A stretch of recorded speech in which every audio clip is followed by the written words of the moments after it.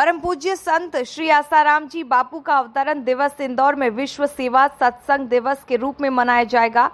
संत श्री के प्राकट्य दिवस पर एक सप्ताह का सेवा कार्य किया जाएगा। देश भर के साधक भक्त इस दिन को विश्व सेवा सत्संग दिवस के रूप में मानते हैं। बताया गया है कि सोमवार 29 अप्रैल को खंडवा रोड स्थित आश्रम में सुबह से ही भक्तों का आना शुरू हो गया। सुबह 8 बजे से विश्व शांति के लिए और पूज्य संत श्री के उत्तम स्वास्थ्य के लिए महामृत्युंजय मंत्र का हवन हुआ। बापू के अवतरण दिवस पर होने वाले इस आयोजन के तहत शहर के विभिन्न स्थानों पर प्राकृतिक पलाश शरबत का निःशुल्क वितरण किया गया। संत श्री आसाराम बापू का जन्म उत्सव खंडवा रोड स्थित आश्रम पर बड़ी धूमधाम से मनाया गया। इसके चलते आसाराम बापू की तस्वीर पर माल्यार्पण कर पादुका पूजन किया गया और उनकी लंबी आयु के लिए महायज्ञ का आयोजन भी किया गया। इसी कड़ी में आश्रम में अध्यांतरित विद्यार्थियों द्वारा एक रैली के रूप में बापू के बेकसूर होने की बात कही गई। रैली के पश्चात बापू की पादुका की पूजा अर्चना की गई और गुरु पाठ किया गया। इस पूरे आयोजन में आश्रम के छात्र छात्राएं और शिक्षक व भक्तगण भारी मात्रा में आश्रम पर उपस्थित हुए। दिवस आज धूमधाम से मनाया जा रहा है। हमने देखा कि इंदौर आश्रम में 3 दिनों तक आयोजन हुआ है।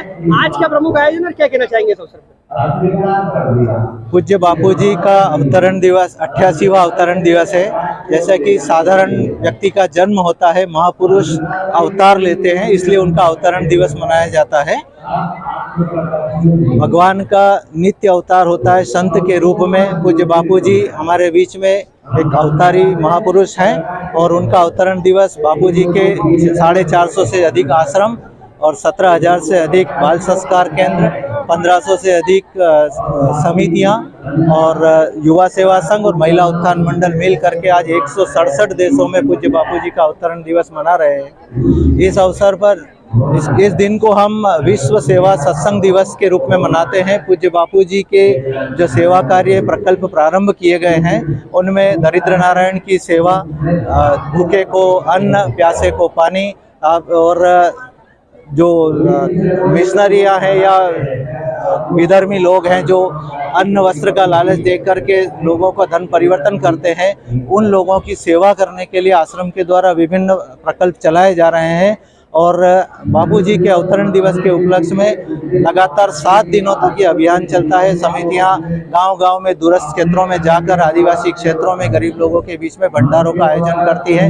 नगर में अलग-अलग स्थानों पर शरबत वितरण, छाछ पलाश का शरबत आपने देखा होगा, इंदौर में भी किया गया था। इस तरह से हम आयोजन करते हैं और गुरुदेव का जन्म दिवस, अवतरण दिवस धूमधाम से मनाते हैं। अभी जो है पूज्य बापूजी को बताया जा रहा है कि निर्दोष होने के बाद में भी जेल में है जी, क्या किस तरह की पीड़ा है अवतरण दिवस में सभी को? निश्चित रूप से ये षड्यंत्र है। पिछले 11.5 साल तक आपने देखा भी है कि बापूजी को किसी भी प्रकार का पेरोल तक उनको स्वास्थ्य को देखते हुए भी नहीं दिया जा रहा है। तो साधकों के मन में पीड़ा है और निश्चित रूप से यह षड्यंत्र है, बेनकाब होगा और बापूजी बहुत शीघ्र हमारे बीच में उपस्थित होंगे और हमें बापूजी का दर्शन लाभ, सत्संग लाभ मिलेगा। आपका परिचय? राजेश कुमावत, अधीक्षक डाकघर रतलाम। सबसे पहले तो हर वर्ष की तरह ये बड़े धूमधाम से मनाया जा रहा है। 27 अप्रैल को शहर के लगभग 12 केंद्रों पर शरबत वितरण का कार्यक्रम हुआ है। जैसा कि आपको पता है कि वैशाख मास चालू हो चुका है और इतनी गर्मी में शरबत वितरण ये पुण्य कार्य आश्रम के द्वारा हुआ।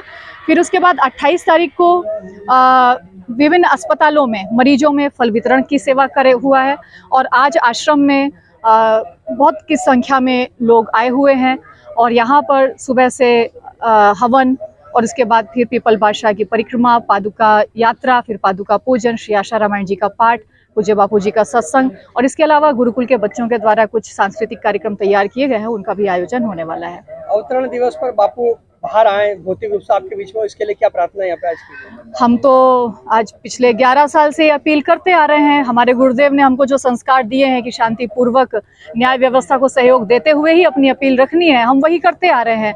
बापूजी का एक इशारा मिले तो यहाँ पर लाखों साधक तैयार हैं रोड पर उतरने के लिए, विरोध प्रदर्शन करने के लिए। सरकार न्यायपालिका में जो देरी हो रही है, लेकिन हमारे गुरुदेव की आज्ञा हमारे लिए सर्वोपरि है। हम इंतजार कर रहे हैं धैर्यपूर्वक। बस यही प्रार्थना है कि निर्दोष गुरुदेव को और विभिन्न बीमारियों से पीड़ित उनके उनके शरीर को देखते हुए, उनकी अवस्था को देखते हुए जल्दी से जल्दी कुछ ना कुछ राहत दी जानी चाहिए, यही न्याय है। बाकी सब जो कुछ भी हो रहा है वो अन्याय का इतना बड़ा उदाहरण है कि इसको सदियां याद रखेंगी। इतिहास में काले अक्षरों में ये स्वर्ण काल हम बोलते हैं ना, अमृत महोत्सव बोल रहे हैं। इस अमृत महोत्सव में ये विश्व बुझे बाणों की तरह कार्य करेगा, ये इतिहास को काला करेगा। आपका परिचय? रश्मि चतुर्वेदी, संत श्री आशाराम जी गुरुकुल में प्राचार्य। बापू जी का अवतरण हम सब के लिए सौभाग्य का विषय है। हम सभी गुरु भक्त और गुरुजनों के लिए ये परम सौभाग्य का विषय है।